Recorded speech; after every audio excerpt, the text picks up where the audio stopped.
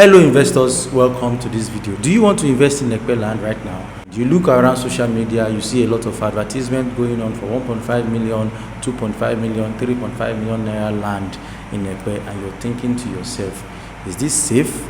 Can I invest in these lands? No doubt, Ekpe is one of the few hot places in Lagos right now that you can put your money into, not just for the projects that government is bringing into this space, but also the fact that people are willing at their own level to move into Ekpe. Since Ekpe became a huge discovery, you find out that the population of Ekpe is increasing day by day. And aside from government projects, aside from government influences, when the population of an area is increasing, then you should know that it's high time you take a stake in this area, so when people eventually come to own lands or build houses or take spaces in those places, they will meet you there first. But that is not the essence of this video. The essence of this video is to show you what you should know before you put a cent down in Ekpe. The series of things you're supposed to check through before you put a cent down in Ekpe. I've praised Ekpe. Now let's critically analyze it and see if truly Ekpe is a place for you to invest in. With ourselves, the needed equity to be able to fund and finance that project, and we've taken this whole initiative to Ekpe. All of our KBCs in Ekpe, we've got 100 hectares of land that has been demarcated, and it's there. Now the film city, which will be Africa's model film city, is also going to Ekpe.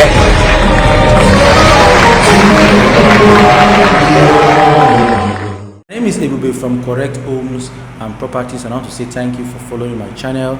Thank you for liking my videos, and if you're yet to do that, this is an opportunity for you to do just that. Like this video, share with your friends. You know anyone who wants to invest in Ekpe, share this video with them and let them know what they are doing. Let them get information so they can take informed decision when it comes to investing in Ekpe.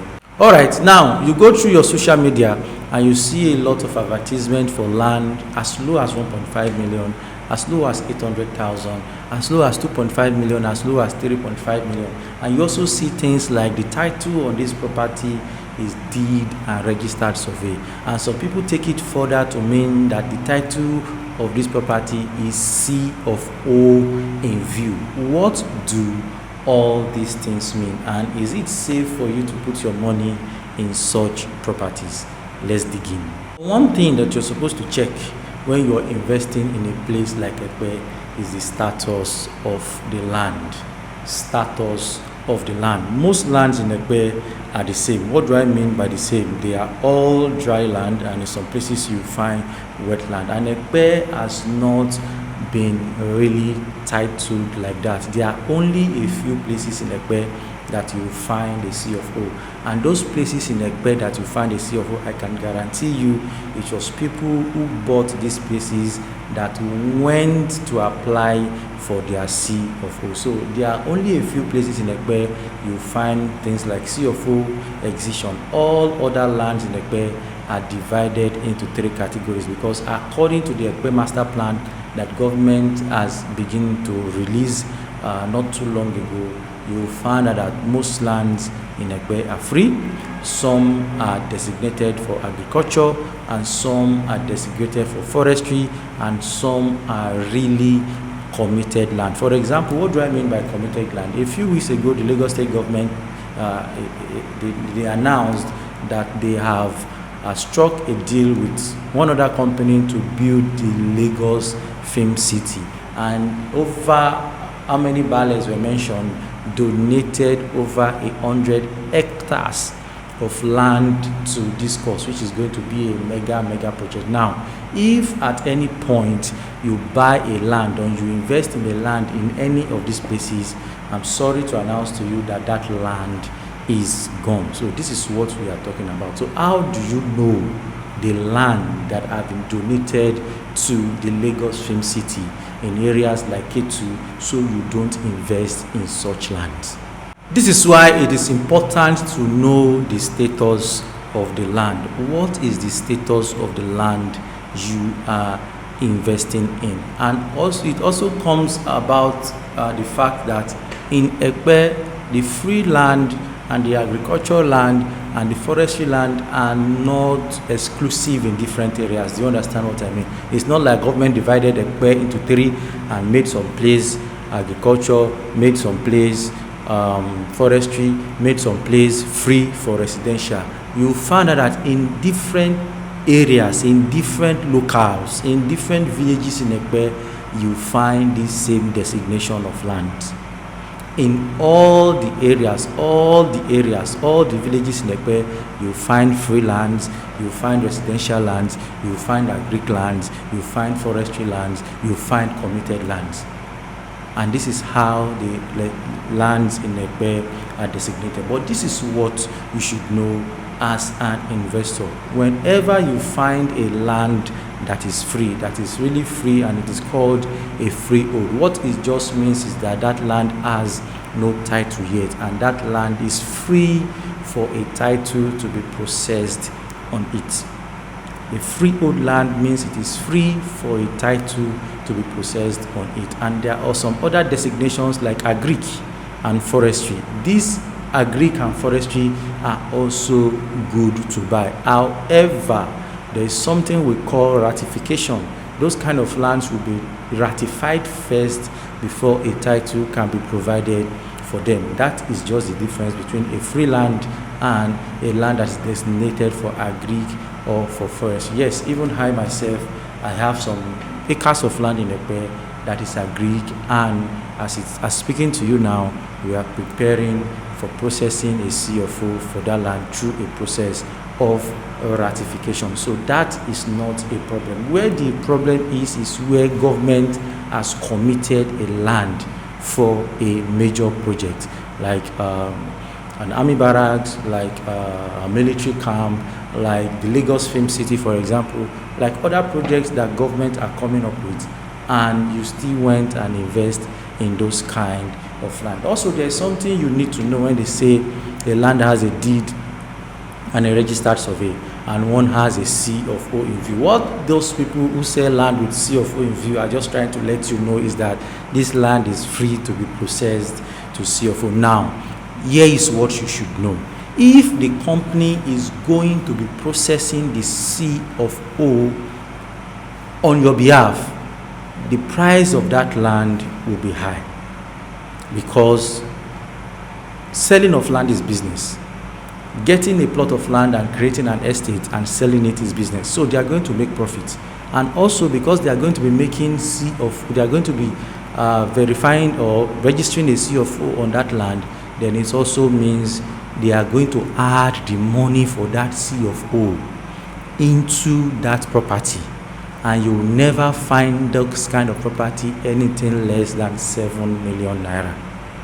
You will never find those kind of properties anything less than 7 million naira. But when a property is 1.5, when it is 2.5, when it's 3.5, sometimes the price is decided by the area that property is located according to the perceived economical value that the developer sees. That is why they put those prices like that. Even when they call it C of O in view and it is less than 7 million naira, you should ask the developer who will be taking up the cost for the C of O. Because for you to get a C of O on an agric land, it has to go through a process called ratification, and that ratification costs money. The processing for a C of O also costs money. You understand what I mean? But when a land is 1.5, 2.5, 3.5, then you should know, even without being told, that you're the one who is going to pay for the C of O. But first things first, for you to know the status of the land is the most important thing. And how do you know this? You get the services of a surveyor.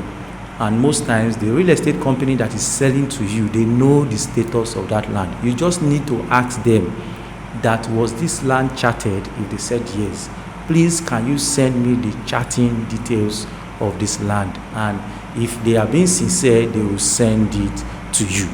If they are being sincere, they will send you the charting details of that land, and you know what you are in for. So you know if it's a really freehold land you're buying, and freehold land are always way more expensive than land for agric and other things, according to the perceived economic value of that area. Now that you know the status of the land, you also need to plan for the ancillary fees.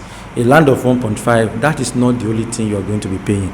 A land of 2.5, that is not the only thing you're going to be paying. Even a land of 3.5, I can tell you most times, it's only a few times that those lands are inclusive, and you find out that the original price of that land is around 1.5 or 2 million, and the company has included the ancillary fee of at least 1 million for deed, for survey, and also for primary development, which means creating a road for you to be able to access your plot. Then there are times when development fee will still be decided later, depending on when the redevelopment in that estate would start. So for now, your ancillary fees are just deed of assignment, registered survey, and primary development to create a road or just make you be able to access your plot. You should prepare for that. So when you're buying, you see a land of 1.5 million naira, and you ask the surveyor to help you check the land,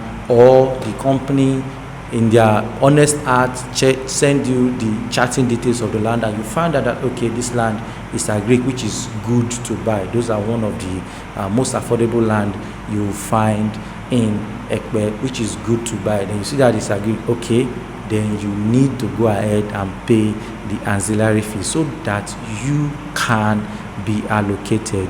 You can get your deed and you can get your survey. And the list for this ancillary fees is always like 1 million, which is 500 for deed and survey and 500 for development to your plot. Now, when you have done this, you've charted the land, you know the status of the land, you've paid your ancillary fees, please plan to perfect the title of the land. You can liaise with the estate. There are times when most estates have plans to perfect the title of that land. Please liaise with them, and when they come up with some extra costs, even after you've paid for the ancillary fees, that okay, this is what it will take to get a ratification on this land, please always cooperate with those kind of estates, because that is how you get title for your land. Perfect the land. Ekpe is still very nascent. Don't wait into the future when everywhere has blown up and everybody suddenly realize that they have to own a plot in Ekpe, and it becomes the survival of the fittest. No. Now, when everything is still looking good, it is easy to get an allocation on the land, and from that allocation, yes, ratification takes you to allocation, and from the allocation you can then process a C of O. Don't waste time when time comes to perfect the title of the land you just bought. Don't leave it alone and go away. When they say buy and keep, they don't mean buy and abandon. While you're keeping the land, make sure the ratification of the title is going on alongside it. You also need to know that the fee for ratification is different in different areas. I mentioned it earlier. I said when the land is under maybe agric or forestry, you ratify to an allocation. Then from an allocation, you take it to a CFO. It is different for K2 Ekpe. It is different for Igbonla Ekpe. It is different for Igbodu Ekpe. It is different for Eredo Ekpe. It is different for Oragushi. It is different from Maraga. It is different from Poka. Do you understand? So all these places have different ratification fees depending on the economic value that government places on this area. For example, K2 is an high stake. K2 is an high stake, and if you are ever buying anything in K2, please go through these things I have just said. K2 is an high stake. For example, the 100 hectares of land that has been allocated to the Lagos Film City is going to be cut out of K2. It is going to be cut out of K2, and you want to make sure that the land that you paid for or you are about to pay for does not fall into this category. It is going to be cut out of K2, and your money is hard earned and you don't want to lose it. So do all these things, go through all these things that are, it's not hard. The services of a surveyor might not cost you more than 50,000 naira, and 50,000 naira can save you from tears in the nearest future. And if you're dealing with a honest real estate company, they will let you know what's up from the beginning. They will tell you when you ask questions that this is a Greek land and it is free to be ratified. When you hear that, you can still go ahead with the purchase of the property when you've seen the relevant papers that you are supposed to see. So there you have it. Now you know how to invest in Ekpe. Now you know that investing in Ekpe is not just about liking the topography of the land and throwing money into it. And also, I also like to say that if you're looking to invest in Ekpe, first and foremost look for a dry land. First and foremost look for a dry land. The reason why I said you should look for a dry land is that Ekpe is a project for the future. And because Ekpe is a project for the future does not mean you cannot put your land to use now. And what do I mean by this? Like the area that has been designated for agric, really. If you buy one of those areas, there's nothing stopping you from getting a few people to start farming on your land. Yes, you can plant an annual crop, watermelon, maize, plantain, okra, any of these things, and you can harvest. Do you understand? You can plant an annual crop. Yes, you can actually use your land to start a little farming. And the benefit of this is that you will eat from the farming and you also make money from the farming. And also this helps you take full possession of the land that you have bought. Before that future comes, you're already using your land. Uses can change anytime, but when you get a dry land, you are sure that you can start with something that at least as much as farming. Then after some time, when the future comes, if it's a residential area that wants to go in here, all well and good. And if it's a commercial area that wants to go in there, all well and good. In fact, I have seen some estates now that block industries are looking to rent. Yes, there's an estate that I own in Ekpe that a block industry just came and rent some part of the land, and they are producing blocks as we speak on the land. The land is still being sold, but I'm also making money for rent for the guy who put his machine there and is making money. And guess what? When I wanted to buy block to build the gatehouse of the estate, I got it cheaper from him because, of course, I'm his landlord and I can do as I please. So I'm just saying, when you buy a land in Ekpe, if it is possible that you get the topography of the land, make sure the land is dry. However, if you just want to use it for investment and you don't care if it's dry or not, because of course it will be sand-filled later in the future, then you can go for what you like. This is just a suggestion. I hope you enjoyed this video. I hope you found one or two things that you have learned and that will help you make a better investment in Ekpe. Ekpe is a great place to invest in, and if you're looking for a land to invest in, there's one right there in Igbodu, a very secured community. It has a great Catholic school.